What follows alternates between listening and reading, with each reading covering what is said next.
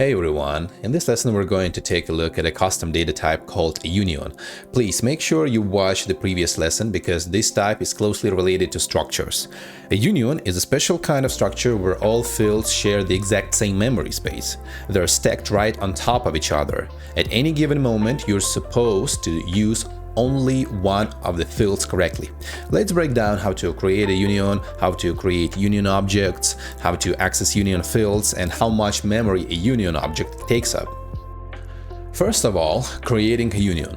Just like with a struct, you can declare it and define it. The reason declarations exist is the same as with structs, so I'm not going to cover that again. But let's take a look at the definition. I created a struct with several fields. Try pausing the video and calculating how many bytes an object of that struct would take. Because of alignment, the struct ends up being 24 bytes. The largest type is double, so the alignment uses 8-byte steps. The first 8 bytes go to the double, the next 8 bytes hold the int and float, 4 plus 4, and the last 8 bytes are for the char, 1 byte plus 7 padding bytes to complete another 8-byte block. To create a union, you just write union instead of struct. Everything else works exactly the same. This is the name of your union. You can put any number of fields inside it. The key difference from a struct is that in a union, all fields share the same memory. For example, here, the largest field is a double, which takes 8 bytes. That means an object of this union will take only those 8 bytes. So how do the other fields work if there are only 8 bytes? Here's how. Every field in a union starts at the exact same memory address. Imagine you have a single 8-byte block of memory, and you tell the compiler, these 8 bytes can be treated as a char, or an int, or a float, or a double. That's why below, I'm accessing different fields of the union, but pay attention to how it behaves. First, I create an object. You create union objects the same way you create struct objects. Then, I can access any field I want. I decide to write something into the chart field. What happens in memory? In those 8 bytes reserved for the object, the first byte gets the character I wrote. The other 7 bytes contain garbage. I can read that field just fine, but when I print the other fields, they show garbage. Then I write the number 100 into the second field and print all 4 fields again. And here's the interesting part. The second field now shows the correct value, 100, but the first field changed. The previous char is gone. The other fields still show garbage.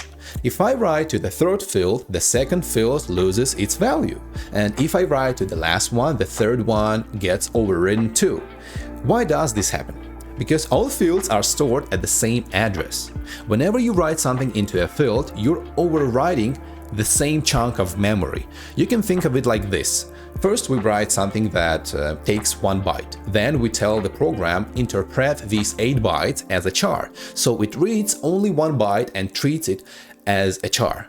Then we say, take 4 bytes out of these same 8 bytes and interpret them as an int. And since the remaining bytes contain random junk, we get a weird number. Later, when we write an int into the union, the first 4 bytes of those 8 bytes get overridden. And when we again ask, take 1 byte and interpret it as a char, we see garbage because we've just overridden that memory with an integer, and so on. So the union always has only one active field. You write a value into one field and can safely use only that field. As soon as you write to a different field, only that field becomes valid. In the C++ standard, there is an actual term for this, the active member of a union. The active member is the one you most recently assigned to, via assignment, constructor, etc. Reading from the active member is perfectly fine. Reading from a non-active member is usually undefined behavior, meaning you're not supposed to do this. Historically, unions came from the C language and were meant to solve a few specific problems. The first classic use case is saving memory. Instead of storing all fields separately, you allocate space only for the largest one and work with just one field at a time. The second classic use case is low-level access to bits and bytes.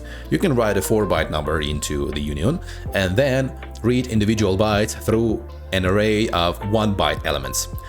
This is handy for things like network protocols, working with hardware, or packing and unpacking data.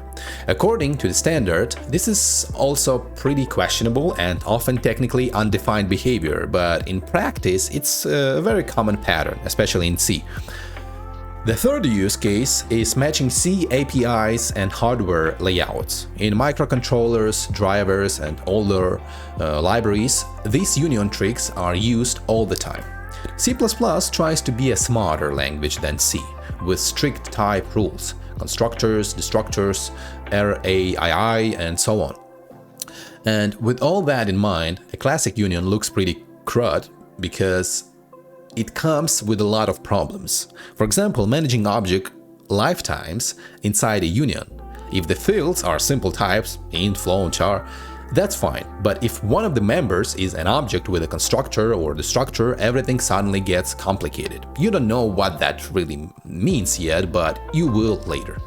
A union doesn't automatically track which member is currently active. The compiler has no idea which member is alive. It doesn't keep a flag, doesn't call the right destructor, all of that is on you.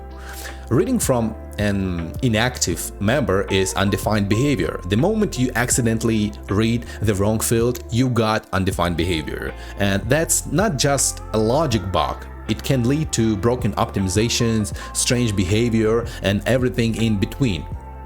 Then, portability issues. If you use a union for type punning, that's a real thing, we'll get there eventually, and depend on byte order, alignment, or similar details, your code becomes much less portable and more tied to the platform and compiler.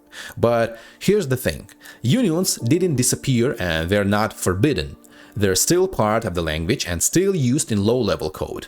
But in normal, modern C++, they're almost never recommended for everyday logic because we have safer and more convenient alternatives now. For example, there's std variant, which we'll cover much later. There's also std optional or even regular polymorphism, all of which solve the same kinds of problems, but in a much safer and more flexible way.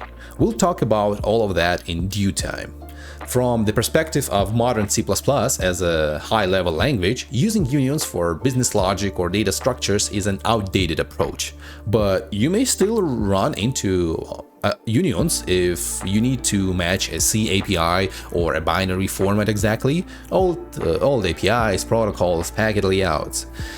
Second, you're writing drivers, microcontroller code, or other hardware level stuff where you have to reinterpret registers, bits, and bytes. And third, you absolutely need to save memory in very tight conditions, for example, embedded systems, fixed size structures.